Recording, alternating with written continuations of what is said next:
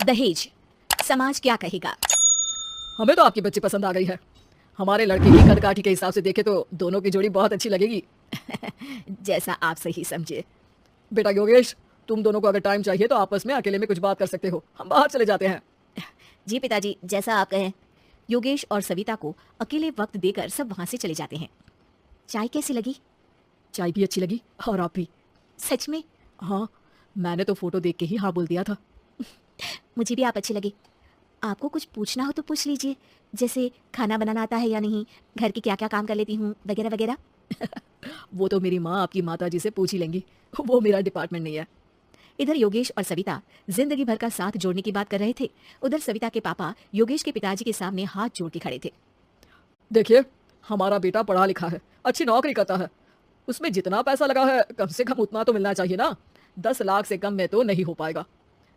बेटी हमारी बहुत होनहार है और 7 लाख भी तो कम नहीं होते हैं ना जी। अगर आप हमारी बेटी को शादी के बाद काम करने देंगे तो 3 लाख तो 6 महीने में ही कमा लेगी। हमारे घर में ये सब नहीं होता, औरतें घर संभालती हैं और आदमी बाहर के काम। जरा मेरी बात तो समझिए, एक कार देने के बाद 10 लाख रुपए नगद देने में हमारी कमर टूट जाएगी और इसके अलावा टीवी फ्रिज तो देना ही पड़ेगा। शादी की तैयारियां, मेहमानों की पूछ परख, बारातियों का स्वागत। बेटी की शादी में बाप पर बहुत दबाव होता है जी। देखिए, हमारा बेटा कोई दुकान में रखी चीज नहीं है जिसके ऊपर हम भाव ताव कर सके, और आप उसे कम दाम में खरीद लेंगे। 10 लाख से 1 भी रुपया कम नहीं होगा। ठीक है, जैसा आप कहे जी, पर आधा पैसा अभी और आधा कन्यादान के वक्त दे देंगे। अरे, इसमें भी किश्त मांग रहे हैं आप? हमने तो सोचा था कि अच्छा परिवार होगा आपका।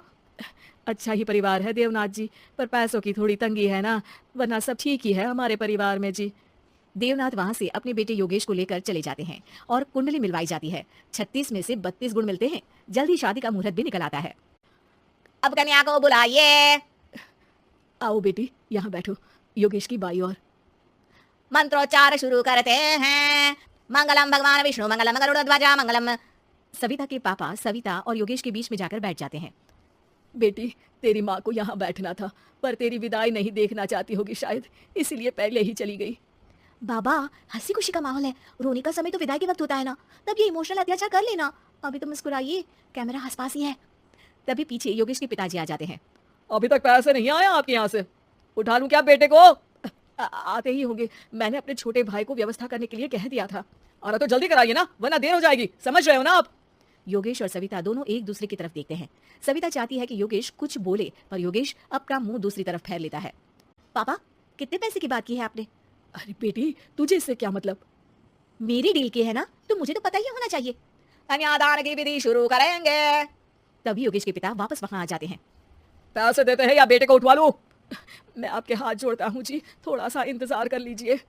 देवनाथ वहां से चले जाते हैं। तुम अपने पिताजी से कुछ कहते क्यों नहीं? उनके सामने कोई आवाज नहीं उठाता। ऐसा नहीं है, कोई तो उठाएगा ही।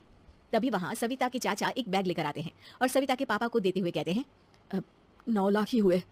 आत्माराम इशारा करके योगेश के पिता को वहां बुलाते हैं। क्या सिर्फ 9 लाख? बाकी 1 लाख कहाँ है? नहीं हो पाए जी, शादी के बाद कर देंगे। अरे आप बात से पलट रहे हैं, जल्दी से अभी के अभी पूरे पैसे लाइए, वरना बेटे को उठाऊं क्या? देखिए, मैं आपके पाँव पड़ता हूँ।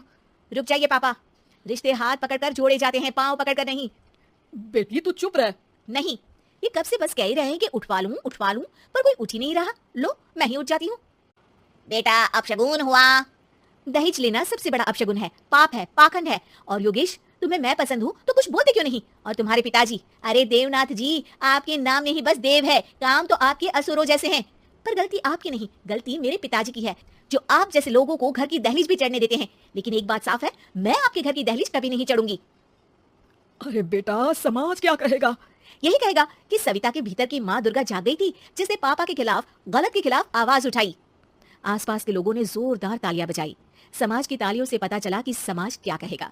समाज ने सविता की बात को स्वीकार भी किया और उसको अपने सर आंखों पर भी बिठा लिया। सविता के पिता में हिम्मत जागी और उन्होंने कहा, देवनाथ जी, आप कह रहे थे ना बेटे को उठा लूं क्या? उठा लीजिए। हमारी बेटी को आपका लड़का पसंद नहीं है और हमें आप